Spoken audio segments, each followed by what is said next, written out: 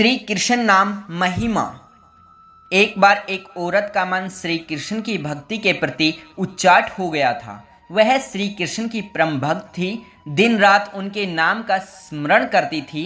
लेकिन एक दिन उनका 8-10 साल का बेटा घर की छत से आंगन में गिर पड़ा।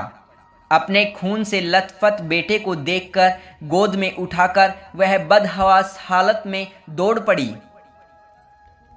उस समय उसके सिवाय घर पर कोई और भी नहीं था।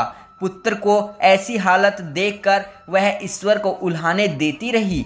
दिन रात तुम्हारा नाम जपती हूँ, फिर कहना मेरे पुत्र का ऐसा कष्ट क्यों दिया। इसी उधेड़-बुन में डॉक्टर साहब का क्लिनिक आ गया। डॉक्टर साहब ने उसका इलाज किया और कहने लगे कि आपके पुत्र को कोई गहरा घाव नहीं हुआ है, यह घाव भी कुछ दिन में ठीक हो जाएगा। उसे दवाई दे दी है मैंने। लेकिन एक माँ का हृदय बार बार उस दृश्य को स्मरण कर सिहर जाता।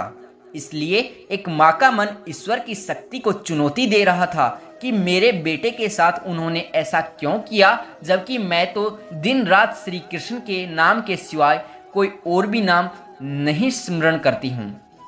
उसे समझ नहीं आ रहा था कि वह उसकी सत्ता पर कैसे विश्वास करे। श्री कृष्ण की लीला देखिए, उसी दिन टीवी पर किसी महात्मा के प्रवचन आ रहे थे। ईश्वर किसी पर आने वाले कष्ट को रोक नहीं सकते, लेकिन उनके नाम स्मरण से ईश्वर तुमको इतनी शक्ति प्रदान करते हैं कि तुम आसानी से उस कष्ट से उभर जाओ। ईश्वर तुम्हारे मार्ग को सरल कर देते हैं, इसलिए नाम सिमरण करते रहना चाहिए। यह प्रवचन सुनते ही जैसे उस दिन का सारा घटनाक्रम उनकी आंखों के सामने घूम गया। उस दिन यहाँ आंगन में उनका बेटा गिरा था, वहाँ पाइप एक दिन पहले ही हटाई गई थी। यह सोचकर कि उनका मन सिहर गया कि अगर पाइप यहीं पर पड़ी होती तो बेटे को ज़्यादा चोट लग सकती थी। इसी उधेड़-बुन में उनका हाथ पेट पर गया तो उसे स्मरण हो गया कि कुछ दिन पहले उनके पेट का ऑपरेशन हुआ था। मैं तो एक बाल्टी नहीं उठा सकती थी, लेकिन 20-22 किलो का बेटा गोद में उठाकर आधा पौन किलोमीटर दौड़कर डॉक्टर के क्लिनिक तक कैसे गई। इतनी शक्ति और हिम्मत मुझे ईश्वर के सिवाय कोई और नहीं दे सकता। अब उसे स्मरण हुआ कि डॉक्टर साहब तो 3 बजे तक क्लिनिक पर होते हैं, लेकिन उस दिन 4 बजे तक क्लिनिक पे थे, जिस कारण उसके बेटे का इलाज समय पर शुरू हुआ। क्या पता ईश्वरीय शक्ति ने ही उन्हें रोक रखा हो।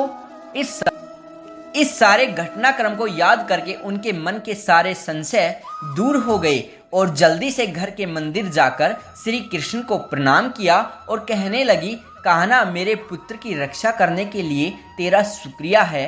और फिर से श्री कृष्ण के नाम का जाप करने लगी। उसे लगा कि श्री कृष्ण का विग्रह मानो मंद मंद मुस्कुरा रहा हो। जय श्री राधे राधे।